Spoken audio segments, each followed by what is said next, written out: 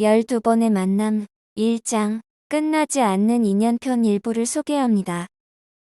누구에게나 가슴 깊숙한 곳에 잊지 못하는 인연 한둘 이상은 담아두고 있을 것이다. 그리워서 또는 미안해서 아니면 현실 부정으로 미련할 만큼 놓지 못하고 잡고 있는 그런 인연들 말이다. 그리고 인연과 얽힌 대상이 부지불식간 당신의 의식표층을 뚫고 나온 경우 순식간에 먹먹함에 휩쓸려 아파본 경험도 있을 것이다.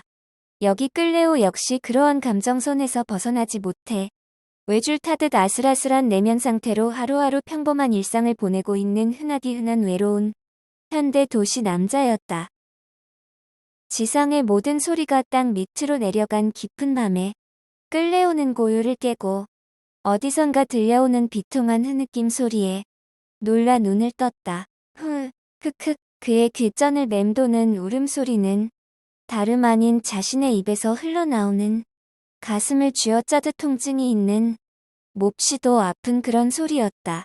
그는 여전히 들썩이는 몸을 진정시키기 위해 눈을 감은 채 한 손을 가슴에 올리고 지그시 눌러보았지만 아무 소용이 없었다. 하염없이 볼을 타고 흐르는 눈물에 이유 없는 서러움까지 더해지면서 속수무책인 아이처럼 그는 엉엉 소리를 내어 울고 말았다. 그는 묵직해진 눈꺼풀을 서서히 들어올려 주위를 보니 낯익은 가구와 옷가지들이 보였다. 그리고 침대에 맥없이 앉아있는 자신의 모습과 어젯밤 읽다가 펼쳐둔 책이 이불 위에 고스란히 놓여있는 것도 시야에 들어왔다. 끌레오는 한참 뒤 현실 감각이 돌아오자 침대에서 일어나 정신을 가다듬으려 진한 커피 한 잔을 들고 창가로 향했다. 창을 통해 보이는 외경은 그의 마음 상태와는 상반되게 정지된 화면처럼 흔들림 없이 평온해 보였다. 그는 짙은 인디고 블루 색상의 밤하늘을 응시하며 복잡 미묘한 표정을 짓고 있었다. 그의 뒷모습은 이제 진정되어 평정을 되찾은 것처럼 보였지만 그의 볼에는 눈물이 쉼 없이 흘러내리고 있었다. 대체 무엇이 다 큰 어른을 이런 감정의 소용돌이로 몰아넣었을까? 그는 시간의 바퀴를 뒤로 천천히 되감아 어렴풋한 기억의 조각을 맞춰보려고 깊은 생각에 빠졌다. 블록을 끼워 완성하는 조립물처럼 그의 꿈속 기억도 흩어져 있던 파편들이 모여 선명하게 구성되자 그는 다시 축 처지는 몸을 벽에 의지하여 무릎에 얼굴을 묻고 다시 오열하고 말았다. 끌레오는 사방을 둘러봐도 아무것도 보이지 않는 공허한 우주 공간에 홀로 서 있는 자신을 발견했다. 공기의 흐름도 감지할 만큼 고요한 주변 탓에 그는 자신의 숨소리조차 신경이 쓰여 조심스럽게 내뱉고 있었다. 그는 용기를 내어 한 걸음 앞으로 내디뎠지만 걱정처럼 발이 쑥쑥 빠지는 대기층이 아니어서 안도했다.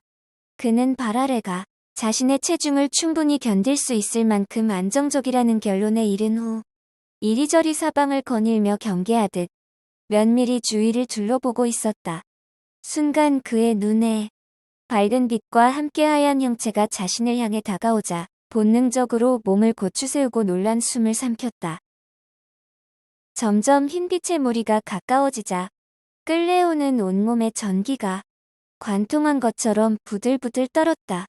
얼마나 그리웠던 얼굴인가. 얼마나 보고 싶었던 얼굴인가. 그렇게 불러보고 싶은 이름이었지만 지금은 불규칙한 심장 박동과 목구멍만 죄어올 뿐 소리가 나오지 않았다. 환한 미소를 띠며 한 여인이 걸어와 떨고 있는 끌레오를 살포시 껴안으며 따뜻한 손으로 등을 천천히 쓰다듬어 주었다. 안녕, 끌레오. 엄마. 그래, 우리 아가 잘 지냈지? 그는 포근한 엄마의 가슴에 얼굴을 묻고 고개만 끄덕일 뿐 뚫고 나오지 못하는 목소리로 인해 대답조차 할 수 없었다. 눈을 뜨고 쳐다보면 엄마가 사라질까봐 그는 겁이 나 차마 고개도 들지 못했다. 죽음은 누구에게나 찾아온다. 하지만 끌레오는 엄마의 죽음을 지금까지 받아들이기 힘들어 현실을 부정하고 진실을 피하려 하고 있었다. 예고 없이 그에게 찾아온 불행을 믿을 수 없었고 숭배하던 엄마와 서로 한마디 대화도 없이 지상의 인연이 끝냈다는 것을 그 스스로 수용하기를 고집스럽게 거부하고 있었다. 다음 이야기는 2부에서 계속됩니다. 감사합니다.